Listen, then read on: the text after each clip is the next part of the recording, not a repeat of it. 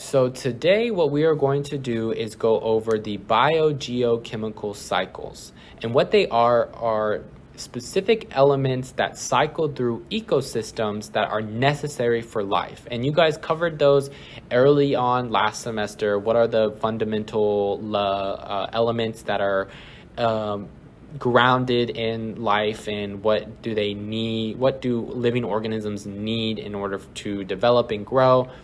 And so that leads us on to the next slide, which are the macromolecules of life. And so if you guys remember, there are 4 macromolecules. They are the building blocks of life, and they are very important for us to live and other living organisms. And so the first one, lipids, right?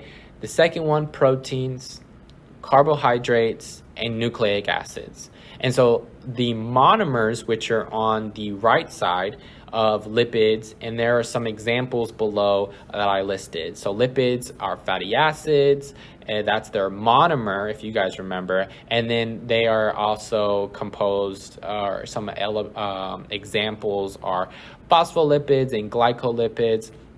You also have amino acids as the monomer for proteins, and some examples that they add up to compose could be enzymes and other protein molecules, smaller protein molecules like transport proteins. Carbohydrates, the 2 monomers for carbohydrates are monosaccharides, which mean 1 sugar, and disaccharides, which means 2 sugars. And I gave you 2 examples for each. Glucose is a monosaccharide, which is just 1 sugar, and sucrose, which is a compound of 2 sugars. Okay, and so that's all I want you guys to understand. And then nucleic acids, finally, the monomer are nucleotides. And those are very important when we get into the review for DNA and genetic composition. You have those 4 nucleotides that you guys need to remember for when reading DNA and RNA. And that's thymine, cytosine, guanine, and adenine. Okay? And so I wanted to give you guys a second to talk and kind of figure out what elements make up these macromolecules, right? What elements are the fundamental elements that is needed for life?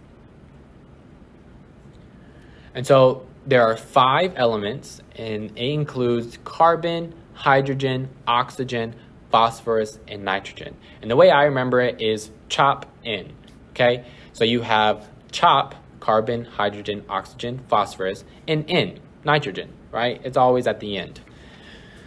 And each of these have their own specific cycle. First, what we're going to talk about is the carbon cycle. And the carbon cycle is a connection between photosynthesis and cellular respiration. And so what I want you to do is kind of look at the picture as best as you can. Pause the video so that you can look at the pictures and see what is cycling through, and then go to the next slide to copy down the notes. So like I said, carbon cycle is connected by both photosynthesis and cellular respiration. The sugar plants produce becomes CO2 when we produce energy. So we eat a fruit or vegetable, which is a sugar that a plant produces. Once we eat that, we produce energy, and what we give off is carbon dioxide, right? Then the plants use what we give off, carbon dioxide, to make more sugar, right? They make more fruits and vegetables. They make their own energy on top of enough food for us so that we also can gain that energy as well. But on top of that, the water plants use to create the sugar and the energy that comes from the sun, as well as for photosynthesis, produces the oxygen we need to breathe. And so it's a very intertwined cycle that uses the carbon in the sugar to produce our energy, but also to produce other things such as the oxygen in photosynthesis and the carbon that we use to grow.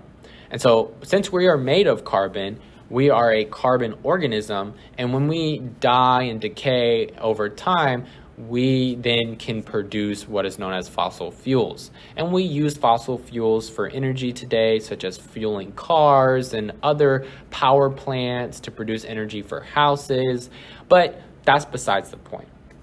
The next cycle is the water cycle, and you guys should be very comfortable with the water cycle at this point. You guys have been learning the water cycle since you've been in elementary school. You understand the steps. There's water that becomes evaporated because it's heated. It then becomes condensation, which then can form a cloud in the sky because of different temperatures. And when that cloud grows heavy enough with the super amount of water, what happens? Precipitation, which that means just the rain coming down, the water returning back to the surface, and then it gets refiltered into either groundwater or goes back to the sea, wherever. We also cycle water. Us being made up of 60% water, we also cycle water through our system as well. But it is a very well understood cycle that it explains the process of how water moves through an ecosystem, right? It mainly cycles the two elements, oxygen and hydrogen, okay? The next cycle is the nitrogen cycle. And the nitrogen cycle is a little bit more complex than the carbon cycle because it requires other organisms other than us and plants. And so the nitrogen cycle, what I want you to do is, again, look at the image and see what you know and kind of get familiarized with it. Go to the next slide and copy down the notes, and then come back and copy down this diagram. And so the nitrogen gas makes up 78% of the Earth's atmosphere. And so the air that we breathe, 78% of it is nitrogen. However, that gas is not usable. So when we inhale nitrogen, we exhale nitrogen. We can't absorb it into our body and produce proteins and nucleic acids.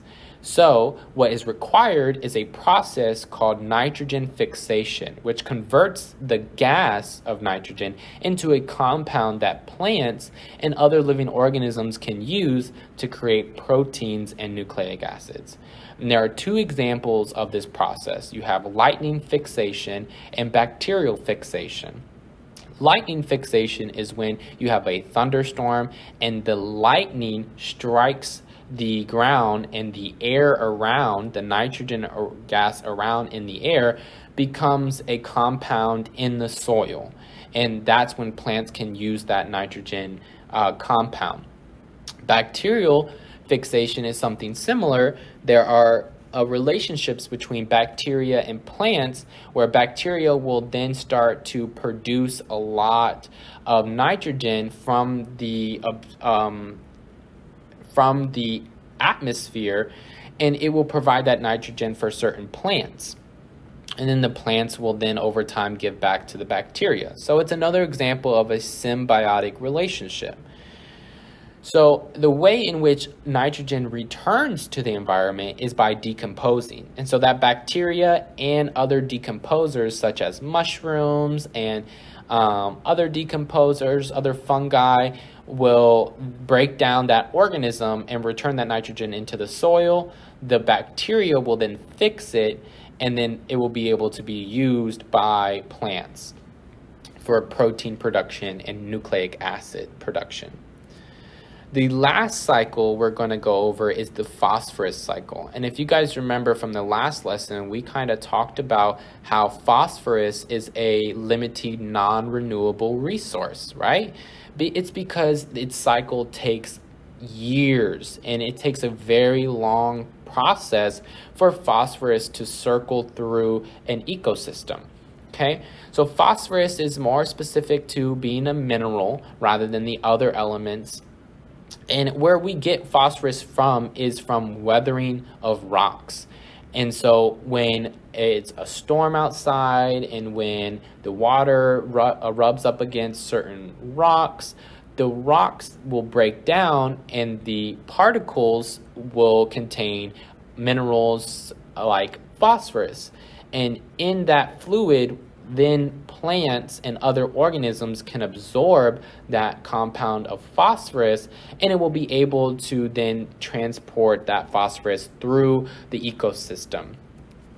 And so the cycle is an example of how nutrients, such as the phosphorus, can move from abiotic factors, which are non-living factors, to biotic factors, which are living factors. And so the abiotic factors include rocks, water, climate, weather, temperature, things that aren't living, and they then become transferred to a biotic factor when the plants absorb the phosphorus from the weathered rocks.